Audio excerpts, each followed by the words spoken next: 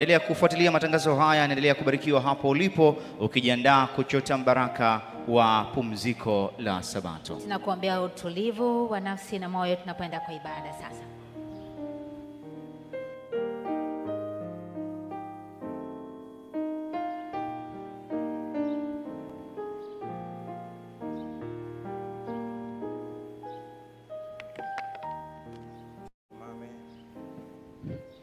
Naomba tusimame wote.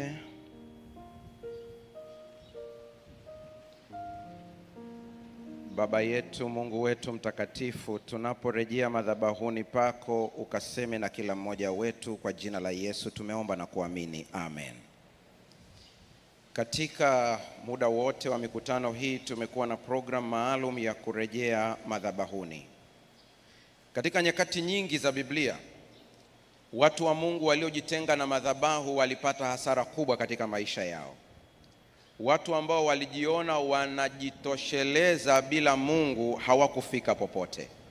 Tunapoita wito wa kurejea katika madhabahu, hatuiti wito wa kujenga mawe fulani kwa ajili ya ibada, ila tunaita wito wa kurudisha moyo katika kumtambua Mungu kama muumbaji wetu.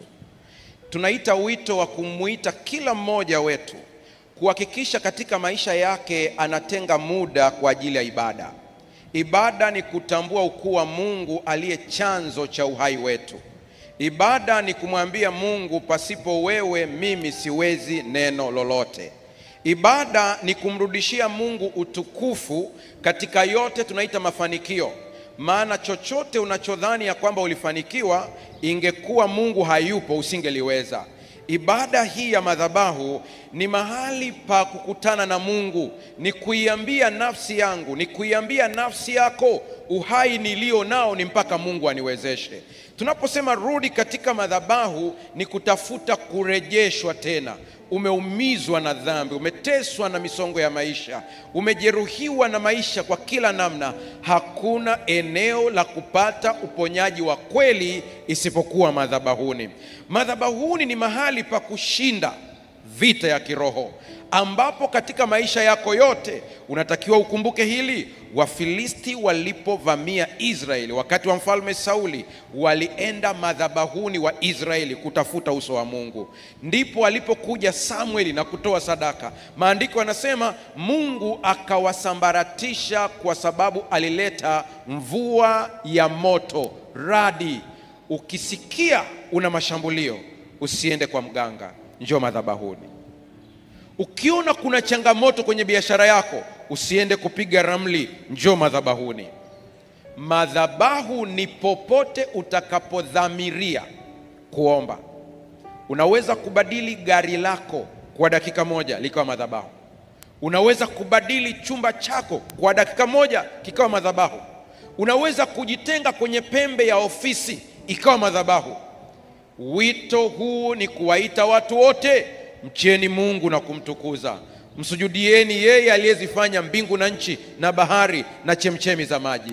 Usisahau, pasipo Mungu hatuwezi kufanya neno lolote. Mpe utukufu, toa sadaka, toa shukrani, tamka ushindi. Katika kufanikiwa kwako, kiburi kinapoota, kishushe katika madhabahu ya Bwana. Nenda mwambie Mungu, ni wewe uliyenifanikisha. Mwisho kabisa, Zaburi 20 fungu la 2 na la 3 anasema, akutumie msaada toka patakatifu na kukutegemeza toka Sayuni. Mungu akamtendee mtu yeyote anayesikiliza, akamtimizie zaburi hii, akutegemeze toka Sayuni. Fumba macho tunapomwita Bwana ili aweze kutubariki.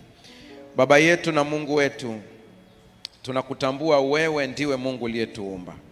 Katika madhabahu tunapata nguvu, katika madhabahu tunapata mafunuo, katika madhabahu tunapata kurejeshwa upya, katika madhabahu tunapata msamaha wa dhambi, katika madhabahu tunapata ushindi wa dhambi, katika madhabahu tunainuka tukiwa tumeshinda vita ya kiroho.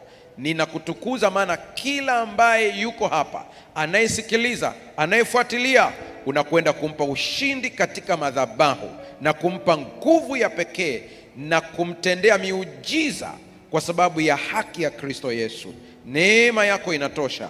Kwa jina la Yesu Tumeomba na kuamini, amen.